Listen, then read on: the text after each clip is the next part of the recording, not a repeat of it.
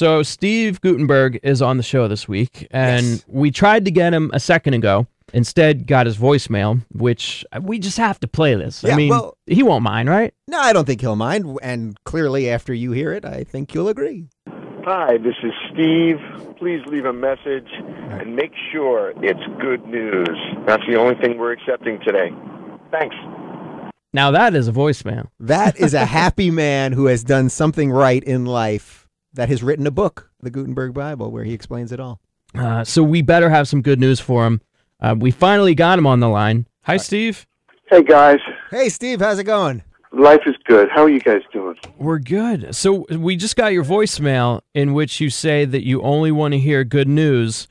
So we want to say you're on the six-pack. That is good news. That is good news. How you feeling about that? I'm feeling pretty good. I'm feeling pretty sassy. Oh, what's bringing on the sassy today? Just I'm fierce. Yeah. Wow, you spent a lot. You had a couple drinks in that clubhouse with Andy Cohen, didn't you? I think someone told him. Not yet. Not yet. I'm waiting for a beer. I just told my sister to bring me out a beer when it comes. So you're at your nephew's birthday party, is that right?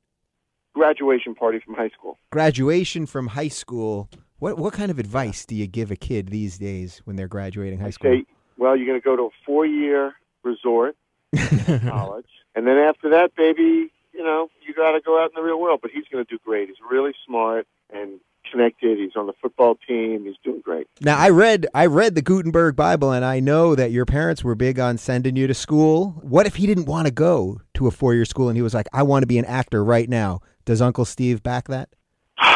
Not immediately, I wouldn't. But if it was his only dream and that was what he wanted to be, then I would back it. But if there's any way he'd like to go into the hedge fund business, I would absolutely encourage him to get a great job with Stephen A. Levy. Yeah. I don't know if the hedge fund business is doing that well, though, right now. Yeah. Don't worry. When they're not doing well, they're doing well. That's true. Yeah, exactly. Now, we were trying to schedule this interview with you a few weeks ago. Speaking of doing well, you were at the Belmont Stakes. Were you a big winner there? Oh, man, I won like 40. All right, that's $40. Yeah, it's like $40. Not 40. Not 40K. What, 40? 40? I just say 40, Okay, you know. that works. That works. Yeah. So I have to say, so far, we've only been on with you for 3 minutes, but you strike me as exactly the way I see you on TV and from reading the book. You are just a happy guy. Even in the... Happy. My niece is bringing me a beer, and I'm very happy. Now he's very happy. Now you have kids bringing you alcohol. You're going to be That's doubly, good news. You're going to be doubly happy. But all these celebrities, they're writing these books, and everybody's doing drugs, and it's such misery and horribleness. But your story really is pretty good throughout. I was really, really lucky, and I think that is a large part of life, is having luck. I've been fortunate to have great family and great friends, and to have some lucky breaks along the way. And, you know, it's no secret. I've been very fortunate. So, I'm grateful every day. And, you know, life is pretty fun. But not just luck, a little craftiness as well, because in the book you talk about how you used to pretend to be the stepson of Michael Eisner and sneak into these various studios. Tell us how that went down. Well, I wanted to get on Paramount lot, so I told the guard at the gate that I was the son of the president, whose name is Michael Eisner at the time. And I got on there, and I actually found an old office in a makeup building that wasn't being used again anymore. So I set myself up an office, and I strung myself a phone and started becoming my own agent and making my own calls and trying to get some jobs in Hollywood. Yeah, you hear a lot of stories from people that have succeeded in Hollywood about this type of thing, you know, somebody faking the resume and all that. So it definitely, it works. It's better to fake your resume in Hollywood than to fake your resume on a Yahoo CEO resume. That's not as good. Yeah, I think he got fired, didn't he? So. Yeah, so I don't know if you're going to remember this, but about 2 or 3 years ago, maybe a little bit more, I was at the Metro North Station in Greenwich, Connecticut, and I saw Steve Guttenberg. This is about midnight. Of course he remembers this. I was finishing up a really awful catering gig. I was struggling stand-up comic, and I went up to you and I said hi, and you had such nice words to say to me, and you had these 2 chicks with you, big smile on your face. We get on this train, and then a couple of people start recognizing you, and the whole train started chanting, Mahoney, Mahoney, Do you have any recollection of that whatsoever? I do. I remember that. That was pretty freaking fucking great. It was pretty freaking fantastic. And you helped me get out of a little hole that I was in because I was struggling a little bit. And you were like, you just got to keep working and keep doing your thing. And then I get on a train with you and they're chanting your name. It was pretty sweet. Yeah, us in the show biz, we got to protect each other. We got to support each other. And, everybody's moving up all the time. Yeah. Well, since we are, two gay guys on the show, can we get into some gay stuff or at least some homoerotic stuff here? Yeah. No, I love the gay stuff. All right. Perfect. I love the gay. Anything gay, I love. Wow, that's the quote of the show. Yeah. There we go. Okay. I really do. I really do. Go ahead. Okay, so, first of all, this isn't exactly gay, but the gays like it. There's this viral video of you running naked through Central Park. It's got almost, 100,000 views on YouTube? Yeah, I think it's like 600,000. So what is the story behind this, Mr. Guttenberg? I don't know, but I think it's a little gay. It's very gay. I think it's very gay. I have no idea what. This friend of mine, Paul Riccio, who's a very funny commercial director, he and I did this for Funny or Die, but it came out so funny that it looked so real that we put it out virally and, made like it was a real, that I really was out of my mind running naked. But even though my boys are not shown, you could see some ass and you could see some, you see some stuff going on. No, you're pushing the limits of what ass they can show on YouTube for sure. Yeah, I think it's a statement. I think our society constantly needs to be stretched and put into better places, and my ass is a better place, but I'm all for it, I'm all for it. Except for the sex, I think I'm good. I could hang with the gay crowd except for the sex. But I also noticed... I have the same problem, don't worry. I actually have an interesting thing about my gay friends. Gay friends, you could be homophobic, but I think there's a little hetero-Semitism in which there's a certain line with my gay friends that they will not let me cross. Like there's jokes that I can't make and I can't get in on, and certain times at night when, we all have dinner and they go, all right, we're going out. I go, I'll come with you. They go, nope, you're not coming. Wow. There's a little bit of like, I do think that there's a line between the straights and the gays. The straights can't cross. There's just something, I don't know what it is. Like a fag joke. You can't make a fag joke, but I guess the gays can. Some stuff like that. Right. And it's like, well, what the fuck? I'm here too. Can I go around? But no, it's little, it's not so, for a straight guy, you kind of feel like, you're the straight guy. You know what I mean? Where right. you immediately, I kind of know what the Jews felt like during the pyramids. It's like, the Jews were hanging out with the Egyptians, everyone was laughing, and maybe a Jew makes an Egyptian joke, and everyone's like, oh.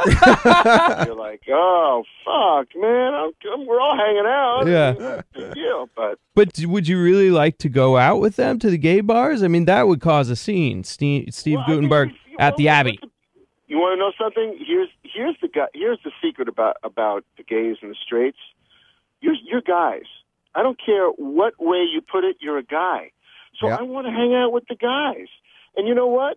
Hanging out with a bunch of friends who happen to be gay, it's a lot of fun. Everyone's hanging out, you're drinking, you're laughing. It's just when, the fucking starts, I get shoved aside.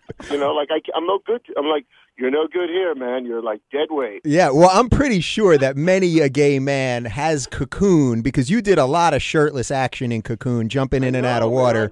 I got the shit happening, but Were you the most fit Jew of the 1980s? Was there any Jew more fit than you? Who else? I don't.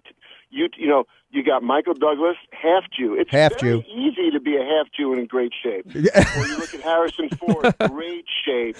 Right. You look at Paul Newman, great shape. But take a full Jew and put him on screen. Let's see. It's me and Kirk Douglas. I mean, who else is there? Anyone else? I mean, I can't think of anybody. Well, I guess there's me, but I'm not in as good shape as you were. Well, are you a Jew? I'm a Jew. I'm from Long Island, and so you must I live on the Upper West. That's how I.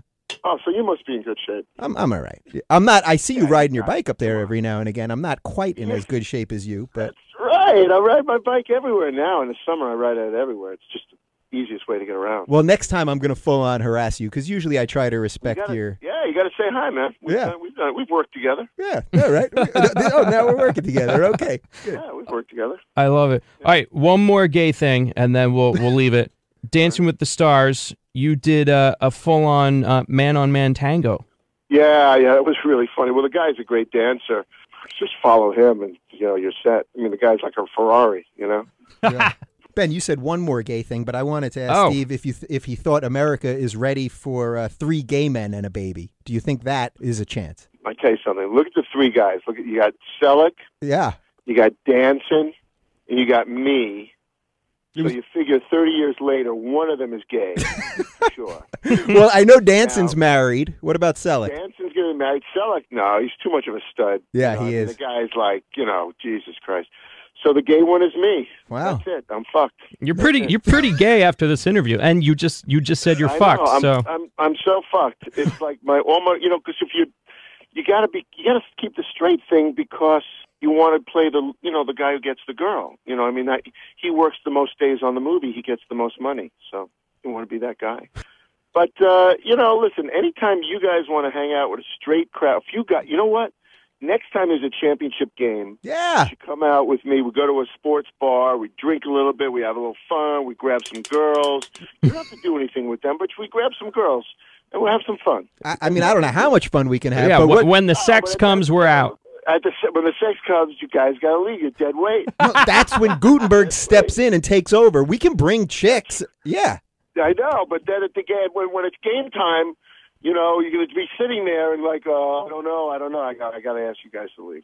All right, we're going to Fair do enough. this. Just make sure you bring We'll bring the chicks. hot chicks. We'll bring chicks. Just bring the hot chicks. We're going to find This is some. the first time we've ever gotten a guest heterosexual sex during a show. That'll be all right. We'll see what happens. Hey, you're such big talkers. You say, let's see, it's not so easy. Let me tell you something. Welcome to the straight world. It's not as easy. Here's the deal with you. Uh-oh. Because you're guys. Guys are guys. We all want to. Hey, women are different. It's a much more difficult game than you're playing. Believe me. Yep. No, it's true. But you got to be. I know you're pulling in the chicks. I mean, I saw you that night with 2 girls. You had a girl on each arm. I see what kind of shape you're in on the Upper West. You're doing no free ride. Women with men, you can ride free forever. There's no free ride with women. Nothing. It's all connected. There's all a price to pay. He's just bitter towards the gays because we get more action than the straights, huh? I'm saying you're living the dream. You guys are living the dream. Come over to the straight side. You'll shoot yourself. No, sorry, can't do it. No. Wow, this has been the most gay, empowering interview. Yeah. I heard this from a comedian. I thought it was really funny, but I just say, you guys want to get married? Yeah. You want me to show you some married men? You want me to see the misery in their eyes, the way they walk, the problems that they have mentally, emotionally? You want to get married? Are you fucking kidding me? You want something? I want to move to a state where heterosexuality is illegal. It is unnatural for a man to marry a woman. Where is that state? Tell me. I'd like it to be switched. All the states that are against gay marriage, they should be against heterosexual marriage. That's funny. It's killing men. Look at men across the country. They're dying as we speak. And you know what? Everybody gay is living forever. So what are you going to do? Wow. So we should remind everyone we're here with anti-heterosexual activist Steve Guttenberg, 53 years old and single. And that clearly is the trick. Yeah. Man, all the horny ladies who listen to our show are going to be raising their hands. Or something. By the way, ladies, you can tweet at him. That's S. Guttenberg. You just jumped on the Twitter. I did. I just got on the Twitter. Really fun. You get some ladies on Twitter. Yeah, you can get, I don't know. I think it's too public, but it's a very nice, good social thing. And you guys are great. You got to get back to the party. Also, I got to get back to the party, and I'm thrilled to be on your show. And listen, like Rodney King, God rest his soul, said, can't we all just get along? You know what I'm saying? Indeed. I mean, the straight gay thing, this whole, get out. Let me tell you something, man. I've been to plenty of ballet parties where I've been told to leave. And you know what? Not right. Yeah. Oh, I'm just saying. That's all I'm saying. Well, when we throw our next ballet party, I think it's in a month or so, you're invited. All right. Thanks, man. Thanks. All right. The Guttenberg Bible. More of this. Get more Steve Guttenberg. Thank you so much for being on the show. Thanks for having me, man. This was a pleasure. A lot of fun. All right. You too. Thanks. Bye. Okay, boys. The Six Pack.